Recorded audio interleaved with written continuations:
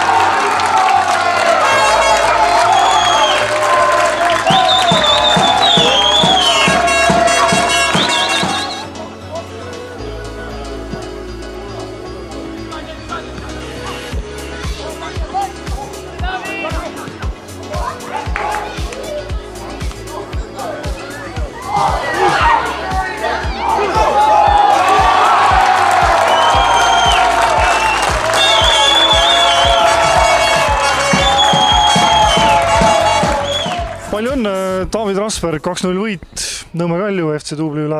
Tuli raske tööga? Tuli väga raske tööga, jah. Tegime vigade parandusest eelmisest mängust. Olime 3-0 taga peale esimest poolaeg. Seekord tegime parandused, läksime kohe peale agressiivselt ja tõi vedu.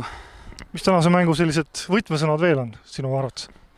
No ma arvan, et vastas olid noored poisid ja tublisti mängisid, aga ma arvan, et me olime agressiivsemad ja tiimina olime seekord siiski paremad. No, väravõimalusi oli suhteliselt palju ja realiseerimine ka enam-vähem okei.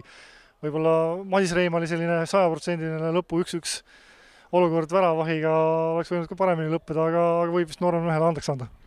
Ei, võib küll andeks anda, et lõime 2 tükki ära ja pole probleemi. Ja Maarja Kookanen täna siis debüüt värav Eesti meeste meistrivõistlustel 15-aastasena. Millal sina oma esimese värava Eesti meeste meistrivõistlustel lõid? On sul meeles veel? Ei olegi. Karika mängus lõin esimese värava ja vist teise ka. Aga esiliiga väravat pole veel, aga küll tuleb. Aeg on, aga Maarja üle olen väga õnnelik, väga super. On hästi sulandunud, ütleme niimoodi, nooremad meeskonnakaaslased nii-öelda vanakestega ühte punti? Ei, kindlasti jah, et praegu areng on super ja nüüd tuleb juba, koputab siin uksele ja väga hästi mängib, väga rahul on. Kiitus sulle ja kolmapäeval taas uus mäng meil ukse ees.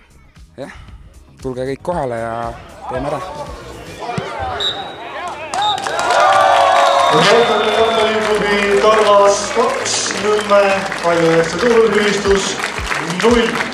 Tarvale Lavarisse 3 punkti lisaks ja see võit tõstab meeskonna ühe kohalla kuni Kaavelist Kõrgemale 6. positsioonile. Täname vaatajaid ja ootame teid taas siia Rakvere staadionile tuleva kolmapäeval 27. mail.